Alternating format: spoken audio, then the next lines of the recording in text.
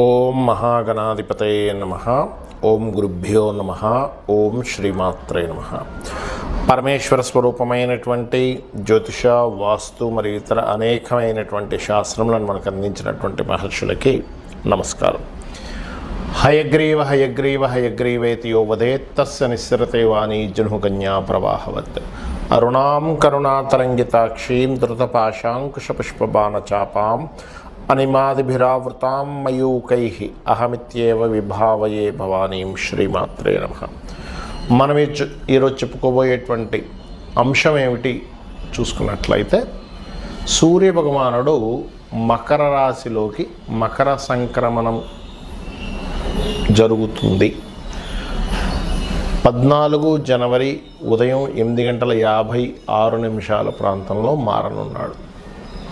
అయితే ఈ యొక్క మకర సంక్రమణంలో సూర్య భగవానుడు వెళ్ళేటప్పుడు ముఖ్యంగా ఆరోగ్య ప్రదాత మరియు పేరు ప్రఖ్యాతలు తెచ్చేటువంటి గ్రహము ఎంటర్ అయ్యేటప్పుడు ఈ సంచారం మూలంగా 12 లగ్నాల వారికి, లగ్నం తెలియని వారి రాశి వారికి ఏ విధమైనటువంటి మంచి ఫలితాలు రానున్నాయి, ఏ విషయాల పట్ల కించిత్ జాగ్రత్త వహించాలి, మరియు ఏ పరిహారం చేసుకోవాలి. ముఖ్యంగా మనకి సంక్రాంతి ఆ రోజు సంక్రమణం జరుగుతుంది కాబట్టి అందరూ కూడా వారి వారి యొక్క పితృదేవతలకి,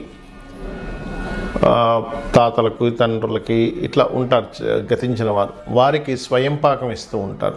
అందులో ప్రత్యేకంగా మీకున్నటువంటి సమస్య బట్టి ఎటువంటి పరిహారం, ఎటువంటి దానము చేసినట్లయితే ఆ సమస్య శాశ్వతంగా తొలగిపోతుంది అనేటువంటి విషయాలు మనం ఇప్పుడు తెలుసుకుందాం. వృశ్చిక లగ్నము, వృశ్చిక రాశి, వృశ్చికం వారి కనుక చూసుకున్నట్లయితే ప్రత్యేకంగా మీకు కలిగేటువంటి లాభాలు ఏమిటి ప్రస్తుతం చూసుకున్నట్లయితే, ఈ దశమాధిపతి మీకు రవి సూర్య భగవానుడు అవుతున్నాడు. ఈ సూర్య భగవానుడు ఎప్పుడైతే మీకు 3వ స్థానంలో సంచరిస్తుంటాడో, ఈ 3వ స్థానం అనేటువంటిది ఇంటర్వ్యూ స్థానంగా చెప్తూ ఉంటారు. దశమాధిపతి శుభుడే ఈ లగ్నానికి.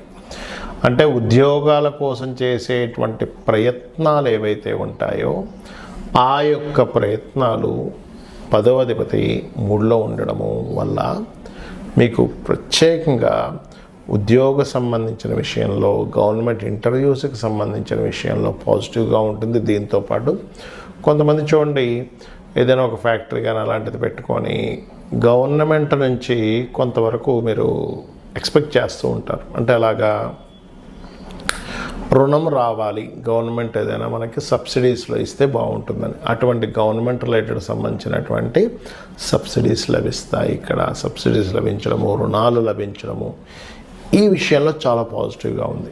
గవర్నమెంట్ జాబ్స్, రుణాలు, సబ్సిడీస్, శత్రువుపై కొంతమంది స్పోర్ట్స్ రంగాల్లో ఉండేటువంటి వారు స్పోర్ట్స్ పరంగా అద్భుతంగా కలిసి రావడం.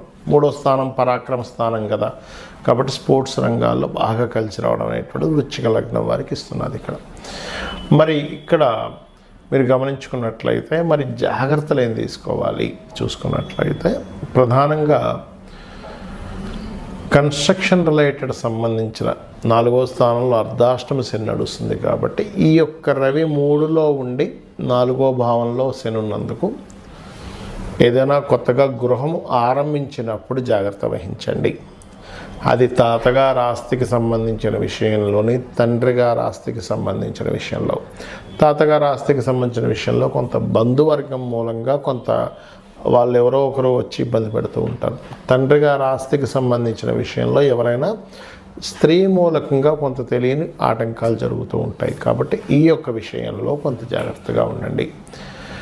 ఇక వివాహ జీవితం విషయంలో కూడా తొందరపాటు నిర్ణయాలు తీసుకోకండి. చాలామంది ఏం చేస్తారంటే, 3వ స్థానంలో రవి కదా, కొంత పరాక్రమం తెలియని ఒక చిన్న నేను ఎందుకు తగ్గాలనే దాంట్లో వివాహ జీవితం మీద ఎఫెక్ట్ పడుతుంది కాబట్టి ఆ యొక్క విషయాలు జాగ్రత్తగా ఉంటూ బొబ్బర్లు, అదేవిధంగా నువ్వులు దానంగా ఇవ్వండి. స్వయం పాకంతో పాటు అన్ని విధాలా మీకు బాగుంటుంది.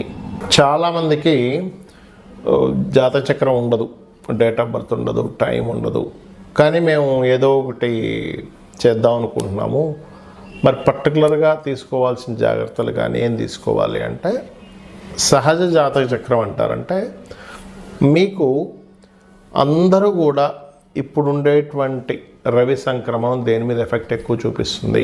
మకర రాశిలో దశమ కేంద్రంలో ఉన్నప్పుడు అందరూ జాతకం ఉన్నా లేకపోయినా ముఖ్యంగా తీసుకోవాల్సిన జాగ్రత్త అగ్రిమెంట్స్ ఒకటి, వివాహ సంబంధించిన విషయాలు ఒకటి, లాభ అంచనాలు వేసేటువంటి విషయంలో పర్ఫెక్ట్గా తీసుకునే జాగ్రత్తలు తీసుకోవాలి ఒకటి. అలాగే మరి జాతచక్రం లేదండి, నేనేం దానం ఇవ్వాలి, ప్రతి ఒక్కరు ఇవ్వాల్సిన దానం ఏమిటి అంటే మీ సమస్య బట్టి ఉంటుంది స్వయం పాకంతో ఇవ్వడం అనేది. ఇప్పుడు ఉదాహరణకి ఎప్పటి నుంచో ప్రమోషన్ కోసం ఎదురు చూస్తున్నారు కానీ అవ్వటం లేదు, ఎప్పుడు ఏదో ఒక ఆఫీస్లో లేనట్లయితే కొంతమందికి చూడండి ఎంత పర్ఫెక్ట్గా జాబ్ చేస్తున్నా బాస్తో ఇబ్బంది ఉంటుంది. ఎందుకంటే మీ పక్కన ఉండేటువంటి వారు మిస్కమ్యూనికేట్ చేస్తుంటారు బాస్కి. మీరు బాగా వర్క్ చేస్తున్నా కూడా ఏమంటే అతను పెద్దగా వర్క్ చేయట్లేదు, ఆయన తీసేయడం బెస్ట్, అలాగా ఇలాగా. ఎందుకంటే వాళ్ళకేదో సంథింగ్ మీ మీద సమ్ జలస్ ఉంటూ ఉంటుంది. అంటే మీరు బాగా పని చేస్తున్నారనో లేకపోతే మీరు చేస్తున్నటువంటి దీనివల్ల వాళ్ళని తొక్కేసి మీరు పైకి వెళ్తారేమో అనేటువంటి ఒక జలస్ రిలేటెడ్ సంబంధించిన కొంతమంది ఉంటారు. అలాంటప్పుడు మీరు ఈ మకర సంక్రమణం జరిగే రోజు కనుక మీరు స్వయం పాకంతో పాటు గోధుమలు కనుక దానంగా ఇచ్చినట్లయితే పితృదేవత అనుగ్రహం మీకు మంచి పేరు ప్రఖ్యాతులు తెచ్చేలా చేస్తుంది. మరికొంతమందికి మానసికంగా ఇబ్బంది ఉందనుకోండి, బాగా ప్రతిదానికి మానసికంగా స్ట్రెస్ అయిపోతున్నానండి అనుకునేటువంటి వారు బియ్యము దానంగా ఇవ్వండి, బియ్యం దానంగా ఇవ్వండి. అదేవిధంగా గోవులకి బియ్యపు పిండి తినిపించండి, బెల్లం కలిపినటువంటి బియ్యం పిండి తినిపించండి. బెల్లం, తురిమిన బెల్లము ప్లస్ బియ్యం పిండి. ఇందాక నేను మీకు చెప్పినట్టుగా ఒకవేళ మీకు పేరు ప్రఖ్యాతలు రావాలంటే గోవుకి గోధుమ రవ్వ తినిపించండి, ఖచ్చితంగా బాగుంటుంది. అయితే ఇది ఈ రోజు ఆ రోజు అని కాదు, మకర సంక్రమణం జరిగే రోజు తినిపిస్తే చాలా మంచి ఫలితాలు వస్తాయి. మరి అదేవిధంగా మరి కొంతమందికి లైఫ్ అంతా కూడా ఏదో గొడవలు జరుగుతూనే ఉంటాయి. మీరు గమనించండి, అంటే చిన్నప్పటి నుంచి ఇంట్లో వాళ్ళతోనో లేకపోతే వివాహం అయిన తర్వాత వివాహ జీవిత భాగస్వామితోనో ఆఫీస్లోనో లేకపోతే రోడ్డు మీద వెళ్తుంటే కూడా ఏదో ఒక గొడవ. ఎందుకు అలా జరుగుతుంది అంటే వాళ్ళ పర్సనల్ చార్ట్లో మార్స్ పాడైపోయి ఉంటాడు. కుజుడు కనుక పాపగ్రహ సంబంధాలు పడ్డాయి అనుకోండి, గొడవలకు కారకుడు కదా, లీడర్షిప్కి కారకుడు కదా. అంటే అనవసరంగా పిచ్చి పిచ్చివన్నీ గొడవలు జరుగుతుంటాయి. అలాంటి వారు కందులు దానంగా ఇవ్వాలి. కందులు దానంగా ఇవ్వడం, గోవులకు క్యారెట్స్ తినిపించండి మకర సంక్రమణం రోజు ఖచ్చితంగా. దీనివల్ల ఏం జరుగుతుందంటే మీకు కలగబోయే యాక్సిడెంట్ యోగాలు కూడా తప్పిపోతాయి. అదేవిధంగా మరి కొంతమందికి వ్యాపారం పెడుతూ ఉంటారు కానీ ఆ వ్యాపారం అభివృద్ధిలోకి రాదు, ఎంతో కష్టపడుతుంటారు. ఏమిటి ఎక్కడ లోపం జరుగుతుందో కూడా అర్థం కాదు. అడ్వర్టైజ్మెంట్ చేపిస్తారు, అదేవిధంగా నలుగురికి తెలిసేలా చేస్తారు, ప్రోడక్ట్ కూడా బాగుంటుంది కానీ ఎక్కడో ప్రాబ్లం వస్తుంది. దానికి కారణం ఏమిటంటే బుధగ్రహం ఎక్కడో పాడైంది మీ జన్మజాతకంలో, అంటే పాపకత్తిరిలో ఉండడమో నీచ స్థానంలో ఉండడమో జరిగింది. అలాంటప్పుడు ఈ యొక్క పితృదేవతలకి మకర సంక్రమణం జరిగే రోజు ఇచ్చేటప్పుడు పెసలు కూడా దానంగా ఇవ్వండి. అదేవిధంగా గోవుకి ఆకుకూరలు, అంటే ముఖ్యంగా అందులో గోంగూర తినిపించండి. మరి గురుబలం పెరగాలండి అంటుంటారు, అన్నిటికీ గురుబలమే ప్రధానం కదా. శనగలు, పసుపు రంగు వస్త్రము, స్వయం పాకంతో పాటు గోవుకి అరటికాయలు తినిపించండి. వివాహం అవ్వట్లేదండి, వివాహ సంబంధించిన విషయంలో చాలా ఇబ్బంది పడుతున్నాం, లేదా అసలు ఫైనాన్సే చాలా ఇబ్బంది అవుతుంది అనుకునేటువంటి వారు ఫైనాన్స్కైనా వివాహానికైనా ఒకటే. ఏమిటది అంటే గ్రాసము మరియు అదేవిధంగా తీపి చపాతీలు, ఒక 3 చపాతీలు నూనె వేయకుండా కాల్చినటువంటి చపాతీలు తీసుకొని దానికి తేనెను పూసి చిన్న చిన్న ముక్కలు చేసి గోవుకు తినిపించేసేయండి. చక్కగా దానివల్ల ఏమవుతుందంటే సంబంధాలు ఏవైనా ఆగిపోయినవి కాస్త ముందుకు కదలడం కానీ, వివాహ సంబంధించిన విషయాలు చాలామంది లేట్ అయిపోతుంది, ఇటువంటివన్నీ క్లియర్ అవుతాయి. ప్రతిదీ ఆలస్యం అవుతుంది, రోగబారిన పడుతున్నారు. ఇంట్లో కొంతమంది చూడండి, ఇంట్లో ప్రతిసారి ఏదో ఒక రోగంతో ఇబ్బంది పడుతూనే ఉంటారు. తండ్రికి తగ్గిపోతే తల్లికి, తల్లికి తగ్గిపోతే అక్కకి, చెల్లికి, అన్నకి, తమ్ముడు, ఎవరికో ఒకరికి, ఇంట్లో ఉండే రిలేషన్స్కి ఎవరికొకరికి ఏదో ఒక హెల్త్ ఇష్యూస్ వస్తుంటాయి. దానికి కారణం ఏమిటంటే గృహ సంబంధంగా కొన్ని దోషాలు ఉంటాయి. వాస్తుపరంగా వాయువ్యం కానీ ఉత్తర ఈశాన్యం కానీ పాడైంది అనుకుంటే మీ జన్మజాతకంలో రోగకారకుడు మరియు శని కలిసి ఉంటాడు. అలాంటప్పుడు దీర్ఘ వ్యాధులు, అంటే ఒక రోజులో ఒక పట్టాన పోవు అవి, అలాంటివి ఇబ్బంది పెడుతుంటారు. అలాంటి వారు నువ్వులు, లేదా మీకు దగ్గరలో ఆలయంలో ఉన్నట్లయితే శివాలయంలో అక్కడ నూనెని దానంగా ఇవ్వండి. మరి అనవసరమైన భయాలు ఉన్నాయండి అని అనుకునేటువంటి వారు మినుములు దానంగా ఇవ్వడము, గోవులకి 4 ఉండలుగా లడ్డూలుగా తయారు చేసి బెల్లంతో 4 ఉండలుగా తినిపించడము, ఆటంకాలు ఎక్కువగా జరుగుతున్నాయి అన్నప్పుడు